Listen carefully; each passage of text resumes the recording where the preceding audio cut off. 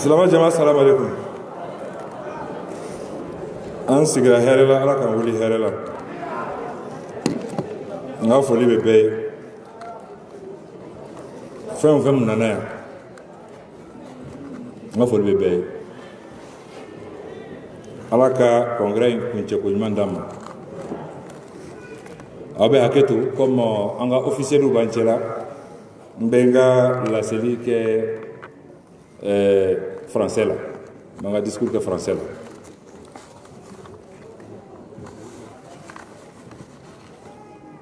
Monsieur le coordinateur des chefs de quartier de Bamako, Mesdames et Messieurs les chefs des partis politiques ou leurs représentants ici présents, Mesdames et Messieurs les représentants des organisations de la société civile et des centrales syndicales, Mesdames et Messieurs les membres du Bureau national du parti CODEM, Mesdames et Messieurs les membres du mouvement des femmes et du mouvement des jeunes, Mesdames et Messieurs les délégués des sections CODEM de l'intérieur du Mali, de la diaspora, et ceux des mouvements affiliés que j'ai déjà cités. Honorables invités en vos rangs et qualités, tout protocole observé, messieurs les maires, je vois ici les couleurs nationales bien présentes en première ligne. Merci monsieur les maires pour votre déplacement. Je vois Kai, je vois Sikasso, je vois Sebou, merci à vous. Et je vois aussi le maire de Arawan qui est en salle ici. Merci au maire de Arawan dans la région de Taoudeni. Mesdames et messieurs de la presse, militantes et militants du parti CODEM, permettez-moi tout d'abord de rendre grâce à Allah, le très miséricordieux, par la volonté duquel nous sommes réunis ici en ce matin béni à l'occasion de la tenue du 3e congrès ordinaire du parti CODEM. La Convergence pour le développement du Mali, conformément à nos textes. Et c'est avec un réel plaisir que je vous adresse mes chaleureuses et fraternelles salutations, ainsi que mes remerciements à vous tous pour avoir répondu à notre invitation à cette cérémonie d'ouverture. Bismillah. Mesdames et messieurs, chers invités, chers délégués, mes premières pensées, qui sont très émues, vont à l'endroit des victimes nationales et étrangères de la crise multidimensionnelle que connaît notre pays, ainsi que nos camarades, sympathisants et parents disparus. En leur mémoire, à tous, je vous prie d'observer une minute de silence avec votre permission.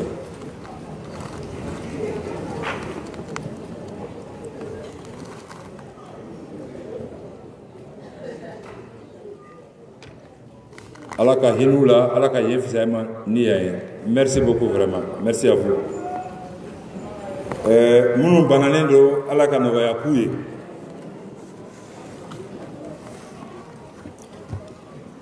Mesdames et messieurs, chers délégués, chers invités, les travaux de ce 3e congrès se focaliseront sur 3 axes majeurs.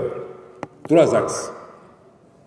Premier axe, un bref aperçu de la vie de notre parti, CODEM, depuis son dernier congrès en 2017.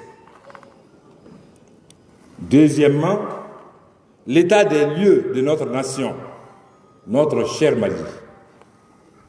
Et troisième élément, notre offre politique pour sortir notre pays des crises récurrentes et lui permettre d'amorcer un véritable décollage politique, économique et social.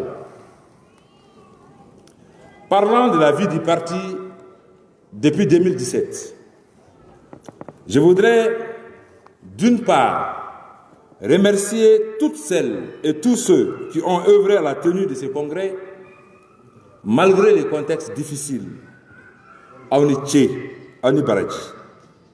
D'autre part, féliciter et souhaiter la bienvenue à tous les délégués venus de l'intérieur et de l'extérieur du pays. Notre parti CODEM a fêté ses 14 années courant 2022. L'organisation de ce 3e congrès ordinaire est une étape importante dans la vie de notre parti. Un regard rétrospectif sur la vie du parti CODEM nous permet d'identifier 2 phases significatives qui sont la période allant de 2017, donc date du dernier congrès, aux événements du 18 août 2020. Ça, c'est une première phase. Et une seconde phase qui couvre la transition en cours, soit du 18 août 2020 à nos jours. La première période se caractérise principalement par notre démission du gouvernement qui a été largement justifiée par les résultats obtenus par notre parti aux élections présidentielles qui ont suivi en 2018. Notre participation à l'élection présidentielle de 2018, où notre candidat est arrivé 5e sur 24, en est une parfaite illustration. Notre participation aux élections législatives de 2020, dont la suite est connue de tous, l'implantation progressive de notre parti à travers tous les pays et l'adhésion massive de nouveaux militants.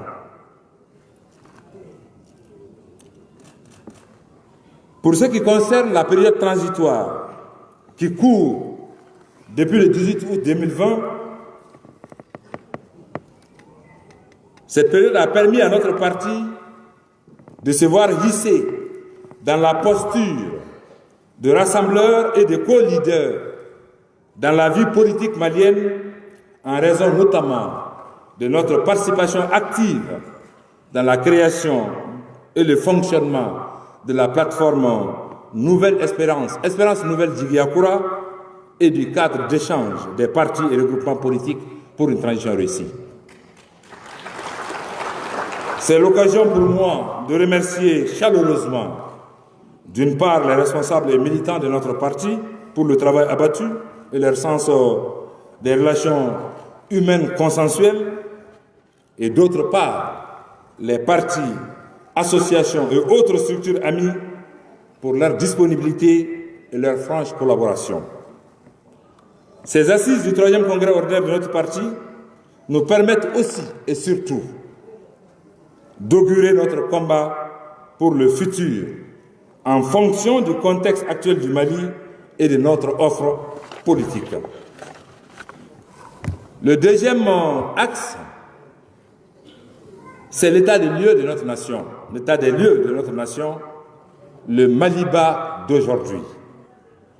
Mesdames et messieurs, chers délégués, chers invités, notre 3e congrès ordinaire se tient dans un contexte très particulier, caractérisé par la vie extrêmement chère, des grèves en cascade sur le front social, une situation économique très grave, née du cumul des effets de l'embargo de la CEDEAO qui a duré 6 mois, des séquelles de la pandémie du Covid-19 et de la guerre en Ukraine. L'insécurité grandissante dans presque toutes les régions, voire dans les environs de Bamako. La montée en puissance des groupes terroristes, notamment l'EIGS, l'État islamique, et le Jénine. Les affrontements récurrents, d'une part, entre les groupes terroristes et d'autre part entre ces derniers et les mouvements signataires de l'accord de paix et la réconciliation. L'accord pour la paix, excusez-moi, et la réconciliation. Les mécontentements grandissants des groupes armés signataires de l'accord pour la paix et la réconciliation, notamment la CEMA. L'expansion du terrorisme sur les zones de grande production agricole avec la menace de famine en filigrane. L'apparition d'un banditisme endogène causé par la confusion sémée par les groupes terroristes, le manque d'emploi, l'effondrement de l'économie rurale, l'absence d'État et des services sociaux de base, les désaccords avec certains de nos partenaires traditionnels, etc. Parallèlement à cette liste d'ingrédients qui remet en cause la fiabilité du programme d'action gouvernementale, l'agenda politique de la transition court des risques susceptibles d'entraver le respect des chronogrammes relatifs aux élections référendaires, communales, régionales, législatives et présidentielles qui ont été rendues publiques par le gouvernement le 3 juillet 2022. Mesdames et messieurs, chers invités, chers délégués, de toute évidence, il y a des signes qui nous permettent de douter de la bonne foi de certains acteurs de premier rang pour une organisation régulière, transparente, démocratique et inclusive des dites élections, en raison notamment de 1. La violation de la nouvelle loi électorale dans la mise en place des structures de l'EJ. Le manque d'un dispositif transparent et inclusif d'approbation des candidatures aux prochaines élections. L'applicabilité de la nouvelle loi électorale, notamment l'article 155, relatif à la possibilité pour certains responsables de la transition de se présenter, ce qui suscite déjà des débats dans les écuries politiques.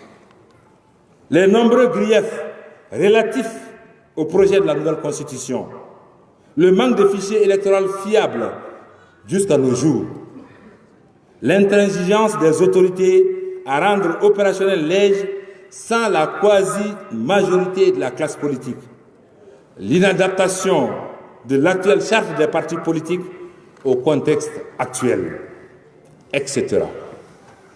Mesdames et messieurs, chers délégués, chers invités, l'expérience malheureuse des crises politiques vécues par certains pays de la sous-région, qui se sont mués en crise dite post-électorale, nous oblige à lancer un appel aux plus hautes autorités de prendre les dispositions idoines pour l'organisation et la tenue d'élections apaisées et sécurisées, devant garantir le succès du processus électoral de 2023-2024.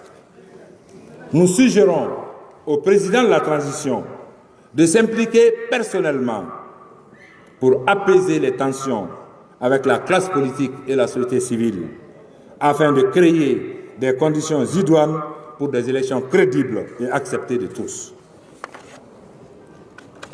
Concomitamment à la préparation et à l'organisation des élections de 2023-2024, le gouvernement devrait s'atteler à l'accomplissement sans réserve des missions régaliennes de l'État. La bonne gouvernance des dites missions requiert l'homogénéité et la cohésion dans l'action gouvernementale, ce qui ne semble pas être le cas à ce jour. Mesdames et messieurs, chers délégués, chers invités, nous considérons que la situation de notre pays appelle à des réponses urgentes et de rupture. Donc, troisièmement, nous allons parler effectivement de notre offre politique que nous allons détailler lors de ces assises, Donc, notre offre politique, dans le contexte actuel, et pour faire face aux défis, aux enjeux et défis, nous proposons aux Maliens et aux Maliennes Une offre politique composée de 4 axes stratégiques qui sont, premièrement, établir un contrat avec le peuple pour la sécurité, la paix et la réconciliation.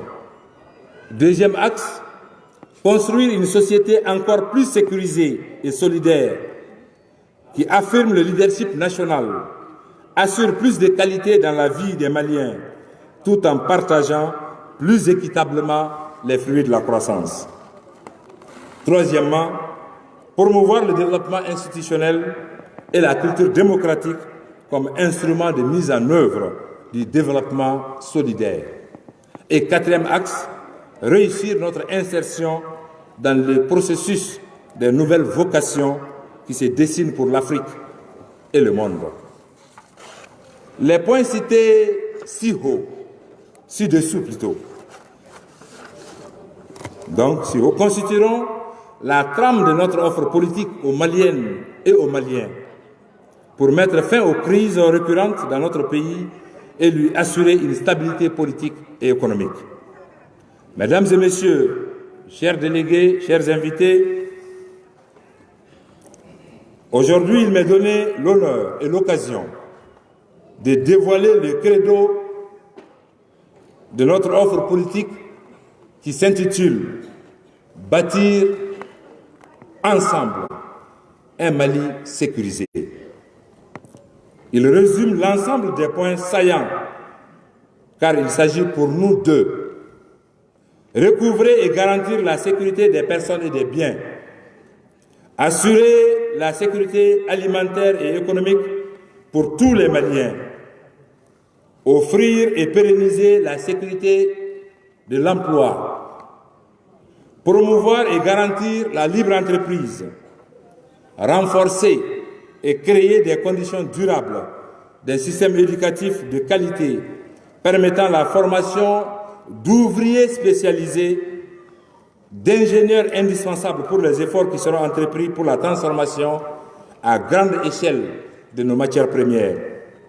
Renforcer et créer des conditions idoines afin de garantir la sécurité sanitaire pour tous les Maliens. Promouvoir et garantir un système de production agricole qui permet la coexistence d'exploitation familiale aux côtés d'exploitation de type industriel. Bâtir un système de défense nationale adapté aux nouvelles menaces. Assurer et garantir la sécurité énergétique, aussi bien dans les zones rurales que dans les zones urbaines. Notre offre politique s'adresse particulièrement aux couches populaires et aux classes moyennes qui font face au quotidien aux vraies difficultés de la vie, voire de survie, et dont les besoins sont principalement des besoins de vie quotidienne de leur famille. À cet effet, nous avons identifié les besoins structuraux de base suivants. Accès à une activité économique génératrice de moyens de vie, accès à des structures de santé de proximité, accès à un réseau de transport terrestre confortable, sécurisé et rapide, accès à un système éducatif non élitiste, mais basé sur le savoir et l'excellence, accès à des sources d'énergie à coût réduit, accès à l'eau propre et à un environnement propre. En somme, nous optons pour une rupture positive, car il s'agit de réformer. Et la question fondamentale qui se pose est la suivante. Comment réformer si l'on ne veut pas prendre le risque de la rupture? Comment réformer? Je vais le répéter aussi 3 fois, comme on aime répéter maintenant 3 fois au Mali. Comment réformer si l'on ne veut pas prendre le risque de la rupture? Comment réformer si l'on ne veut pas prendre le risque de la rupture?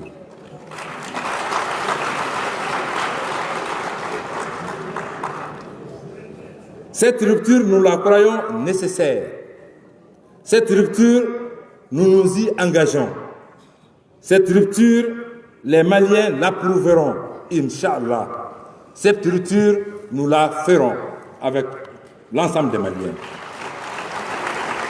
Il ne s'agit nullement d'un catalogue de bonnes intentions, mais d'engagement qui seront la trame de notre programme politique et constitueront notre boussole pour l'action dans le cas où les Maliennes et les Maliens nous accorderaient leur confiance.